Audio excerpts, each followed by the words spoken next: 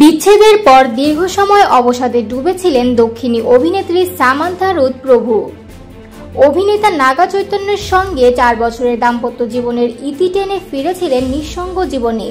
অনুরাগীরা অপেক্ষায় ছিলেন কবে আবার নতুন করে জীবনের ছন্দে ফিরবেন সামান্থা। অবশেষে সামনে এলো নতুন সম্পর্কের ইঙ্গিত। টলিউড জুড়ে চলছে গুঞ্জন, পরিচালক রাজ নিদিমুরুর সঙ্গে নাকি সম্পর্কে জড়িয়েছেন সামান্থা।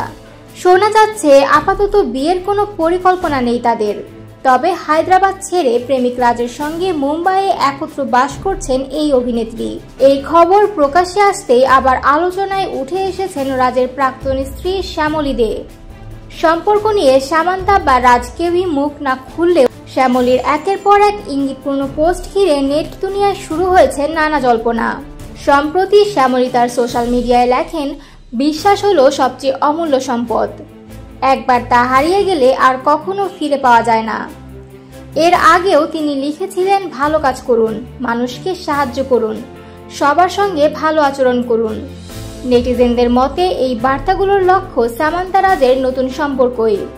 উল্লেখযোগ্য বিষয় হলো শ্যামলী দে একজন বাঙালি এবং মনোবিজ্ঞান নিয়ে পড়াশোনা করেছেন। 2015 সালে রাজ নিদিমুরুর সঙ্গে তার বিয়ে হয়, তবে 2022 সালে তাদের বিবাহ বিচ্ছেদ ঘটে। শুধু ব্যক্তিজীবনেই নয়, পেশাগত দিক থেকেও শ্যামলীর রয়েছে উজ্জ্বল উপস্থিতি। বলিউডে বিশাল ভরদ্বাজ ও রাকেশ ওম প্রকাশ মেহরার মতো পরিচালকের সঙ্গে সহ পরিচালক হিসেবে কাজ করেছেন তিনি। এছাড়াও ওমকারা ও রং দে বসন্তী ছবিতে সৃজনশীল উপদেষ্টা হিসেবেও যুক্ত ছিলেন শ্যামলী।